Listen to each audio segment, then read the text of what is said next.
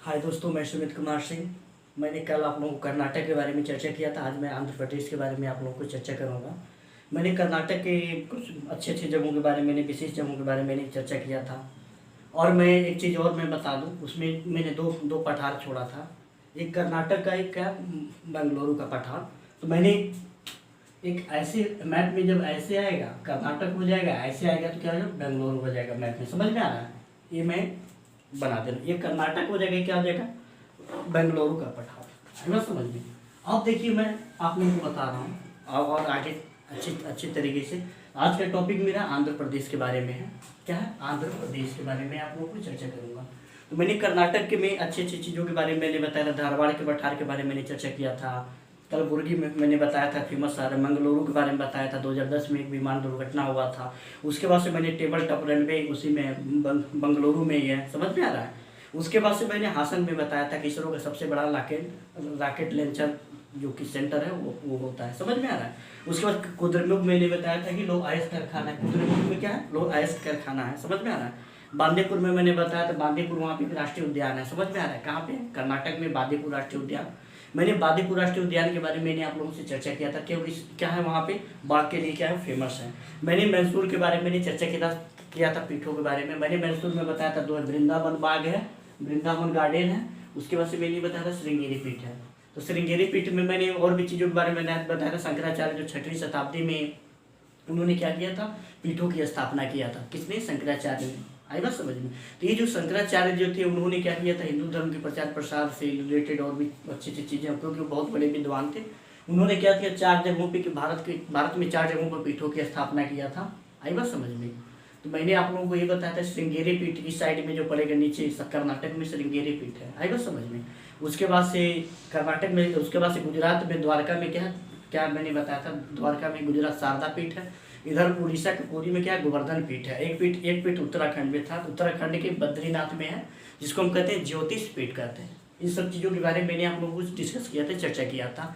आज का मेरा टॉपिक है आंध्र प्रदेश। आंध्र प्रदेश में आप लोगों को सबसे पहले मैं आप लोगों को फिजिकल मैप के बारे में चर्चा कर दूं।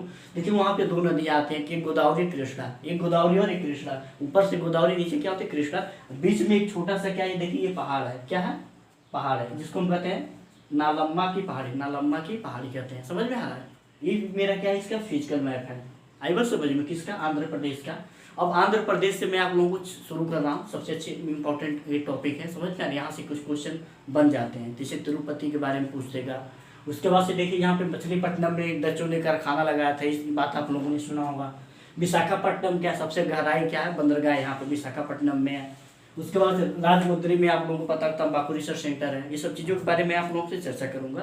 तो सबसे पहले मैं आप लोगों को यहाँ से मैं शुरू कर रहा हूँ। देखिए राजमुद्रापन्नम है, और भी अच्छी अच्छी जगहों के बारे में आप लोगों से क्या करूँगा, चर्चा करूँगा। आई बात समझ? धारवाड़ है, हम्पी है, ये सब चीज़ों के बारे में मैं आप लोगों से चर्चा करूँगा। देखिए ये जो सबसे पहले मैं ये बता दूँ, कुरनूल में आप लोग मैंने बताया था प्रारंभिक राजधानी। मछलीपट्टनम में डच्चों का कारखाना।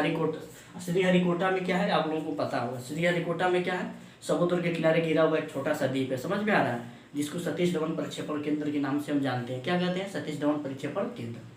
समझ में आ रहा है? ये जो सतीश धवन प्रक्षेपण केंद्र है, समझ में आ रहा है? यहाँ पे पुलिकट झील है। यहाँ पे क्या, पुलिकट झील है। कहाँ पे? आंध्र प्रदेश में पुलिकट झील है। ये सब चीज़ों के बारे में आप लोगों को चर्चा करने जा रहा हूँ। आई बात समझ में?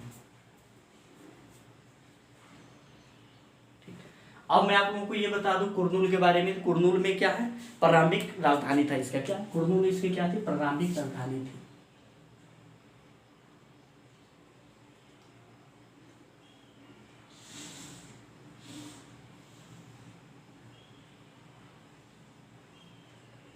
प्रारंभिक राजधानी कहाँ थी, कुरनूल। देखिए अब मछलीपट्टनम में क्या था, डचों का कारखाना था।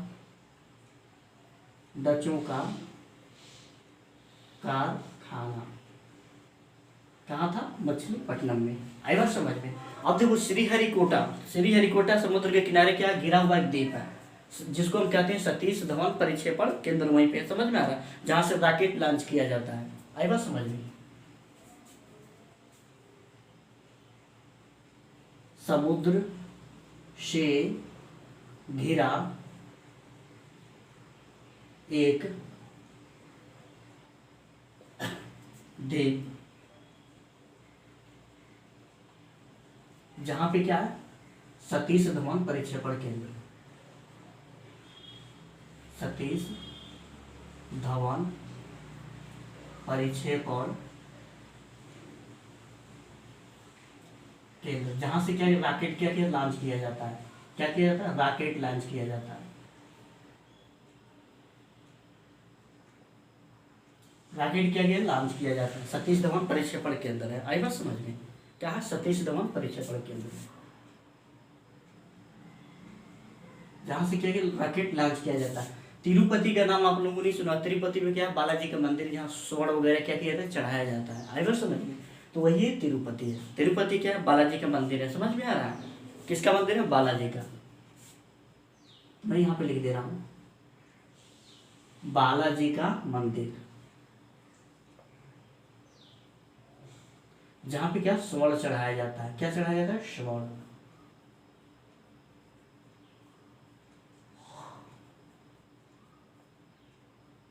समझ में। अब देखिए विशाखापट्टनम, विशाखापट्टनम क्या है, सबसे गहरा क्या है यहाँ पे, बंदरगाह है। समझ में आ रहा है, विशाखापट्टनम क्या है, सबसे गहरा बंदरगाह है। समझ में आ रहा है। अब यहीं पे एक डॉल्फिन नोज है, जो बंदरगाह की क्या करती है, सुरक्षा करती है।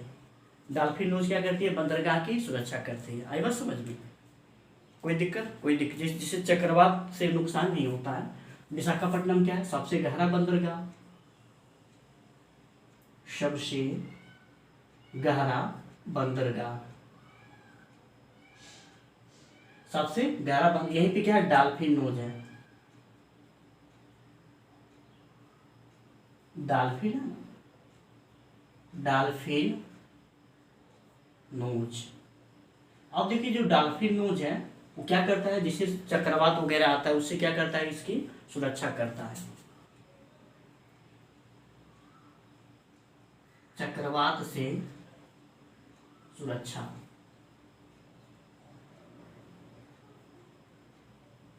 करना, किससे, चक्रवात से क्या करता है, सुरक्षा करता है। जो विशाखापट्टनम जो क्या है, बंदरगाह की। समझ में आ रहा है। अब देखिए मैंने बालाजी विश्वनाथ के बारे में बताया, समुद्र के किनारे घिरा हुआ द्वीप है, जिस वहीं पे क्या है, सतीश धवन परिक्षेपण केंद्र है, वहां से रॉकेट क्या किया जाता है, लॉन्च किया जाता है। मैंने ये भी बताया कि विशाखापट्टनम सबसे गहरा बंदरगाह है, और यहाँ पे डॉल्फिन नोज है। डॉल्फिन नोज क्या करता है, हमारे लिए विशाखापट्टनम जो बंदरगाह है, चक्रवात वगैरह जो आता है, जैसे कभी कभी लहरें वगैरह सुनामी चलती हैं तो बंदरगाहों को क्षतिग्रस्त कर देती है, तो उससे क्या करते हैं, बचाता है। समझ में आ रहा है। ये सब चीज़ों के बारे में मैंने आप लोगों को चर्चा की है। समझ में आ रहा है। अब देखिए वहीं पे एक स्थान है रामबेली, अब मैं इसकी भी चर्चा कर दे रहा हूँ, रामबेली।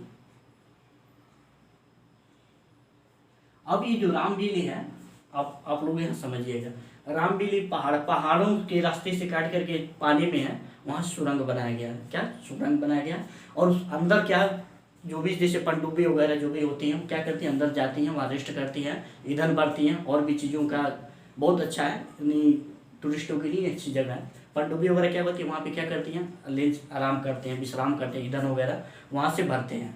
समझ में आ रहा है। ये समुद्र के अंदर ही अंदर सीधे वो लोग क्या चले जाते हैं, उस रामबेली जो सुरंग है उसके अंदर चले जाते हैं। आई बात समझ।